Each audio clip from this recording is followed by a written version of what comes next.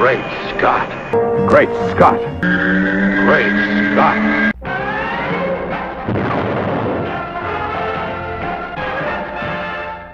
Hello everyone, and welcome to another fabulous episode of Great Scott. I'm Scotty V.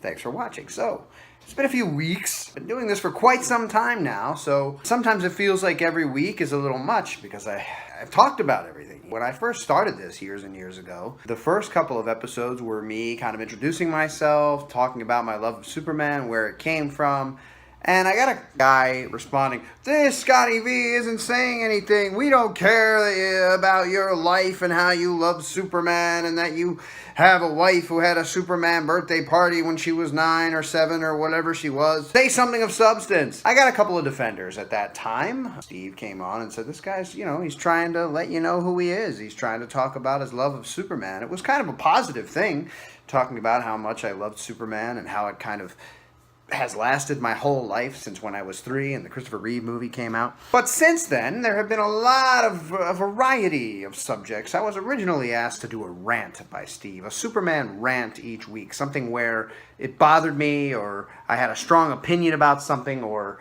I had to say something, of great import. I don't often have anything of great import to say at any point in my life to anyone. But there were some great cool episodes, there were some angry episodes, there were some complaining episodes, there were some happy episodes. And now I'm just going to take my time, and when something happens that I feel the need to speak of, I'll come and give you a few thoughts on it. But I wanted to talk about some happy, positive Superman-y things today. I have 2 little girls, and we oftentimes watch Supergirl together, although the youngest one it's hard to get her off the YouTubes and off the games to sit down and watch. So sometimes she'll kind of fade off her game and start to watch what we're watching, and other times she'll drift over halfway through because it catches her attention. And still other times she doesn't watch at all with us. But through the years since it started, I get little gifts from my daughters sometimes. This one was from Chloe, who's 11 now. She probably drew this when she was 9. It's Supergirl crying because she's talking to the hologram of her mother in her little fortress or whatever it was. These, almost every birthday, I get made cards. This one is from Chloe again, and on the back, a drawing of Supergirl. Kara Danvers, a.k.a. Supergirl, wishes you a happy birthday. And a little poem in here with a little Super S. It's just happy, fun stuff that you get from kids, Again, I'll get comments. We don't care about your kids and what they drew for you, but this is from Lexi, who often takes a cue from what her sister is doing. On the back, Lexi drew a Supergirl and spelled it Soup, S-O-O-P, girl. And inside drew a little happy birthday cake and says she hopes Mommy makes cookies, but even if she doesn't, we're still going to have fun.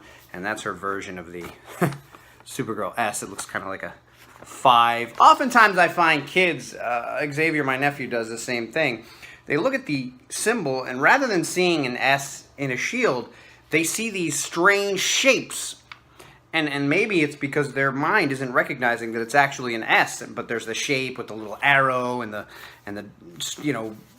triangle down here, and so you get little shapes that still kind of looks like an S, but I think they're trying to make what they see as shapes. And then there's cards from my wife. They're always Superman related. And this is a little picture Lexi drew of me. And as you can see, I have a Superman shirt on. That's who I am to her. This is the envelope to my Valentine's Day card. My wife calls me Honey Babe, and it's in a super shield, and of course a heart. And the Valentine's Day card, you've all seen this card. Probably many of you have gotten this card from your wife or significant other. This is interesting because at school, this is already printed, and I don't know if she got to pick the one she wanted or if all the ties look like this, but I find it odd that all of the kids had to make their dad a tie for me. But it says Happy Father's Day, and it has a little Superman on the cover inspired by Man of Steel or maybe by the New 52 Superman. My dad is silly, funny, jokester, I think that says. Hilarious, happy, and cool. She spells jokester, Joltster. And this is a little cutout Supergirl that Lexi made, which I think is pretty cool. It's just fun stuff you get to see and inspirational that they love the Supergirl show and they're little girls and they have somebody they can kind of look up to. And then in school, they had a little project, which superhero would you be? And Lexi had to write a little essay about it. And it says, Supergirl is the best. She can jump on buildings. Supergirl saves us, and that is amazing. I love Supergirl. Supergirl is a superhero because she can fly. She can save us from a fire. I think she can stop crime to save us too. That's her whole essay.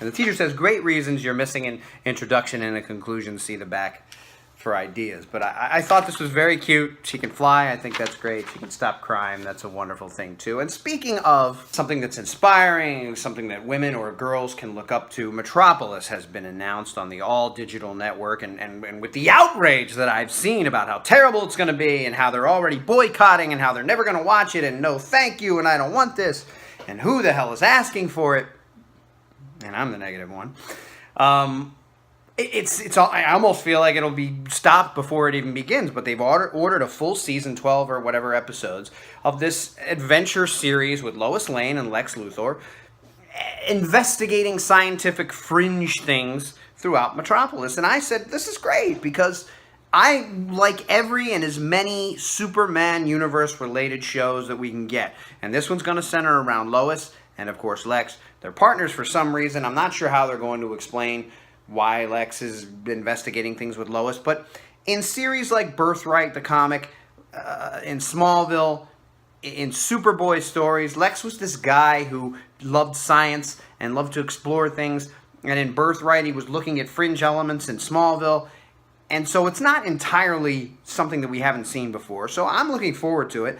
And Lois Lane being at the center, seeing what makes her tick, seeing them a little bit younger before Lex has become the bad guy, probably in some sort of romantic relationship or possibly with some romantic tension going on, which also isn't unprecedented, the animated series and also many different comic books throughout the years. Smallville with Lana have kind of hinted that there may have been a relationship there, or there could be a relationship there, or that there definitely was a relationship there.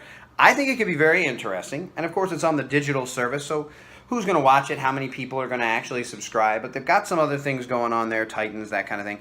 So I don't see why it's a negative thing. Give it a shot. Thanks everybody for watching, and remember, always look up to your role models.